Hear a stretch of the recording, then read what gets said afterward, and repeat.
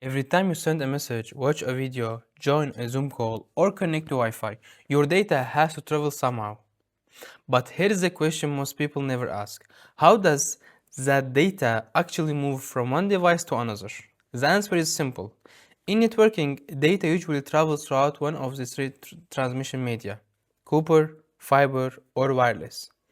And if you understand these three, you understand one of the most important basics of networking.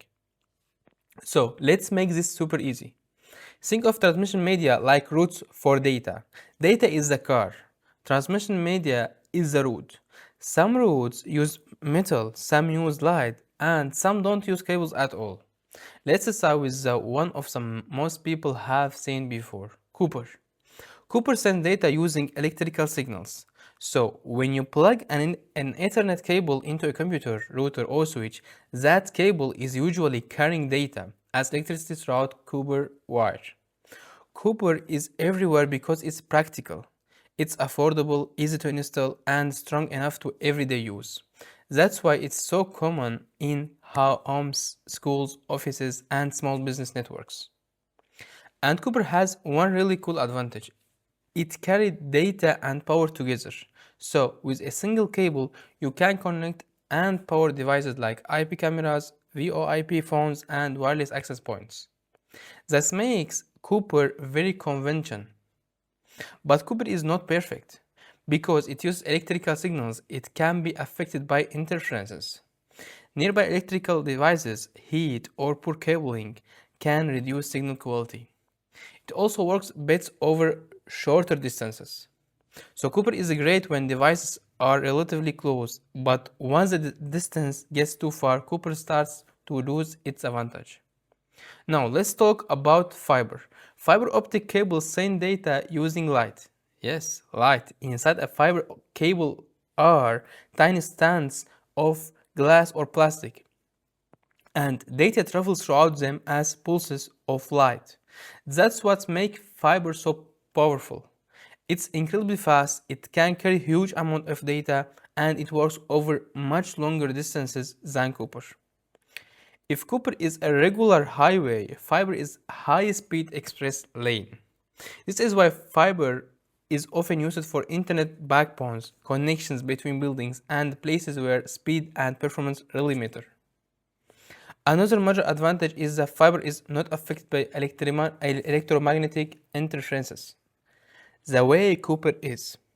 Because fiber uses light instead of electricity, it stays more stable in noisy environment.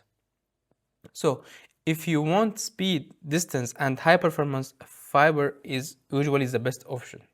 But again, there is trade-off. Fiber is usually more expensive. It can also be more delicate and harder to install or repair. So, while fiber is amazing, it's not always the simplest or the cheapest solution for every network. And now, the third type, wireless. Wireless sends data throughout the air using radio waves. This is what makes Wi-Fi, Bluetooth, and mobile networks possible. No cable, no physical wire. Just signals moving throughout the air from one device to another. And honestly, this is why wireless feels magical. You can walk around with your phone, move your laptop anywhere, connect smart devices across a room, and still stay online. That freedom is the biggest strength of wireless. It gives us mobility, flexibility, and convenience. That's why wireless is so important in homes, offices, schools, airports, cafes, and basically everywhere people want to connect without being tied to a cable. But wireless has its own weakness too.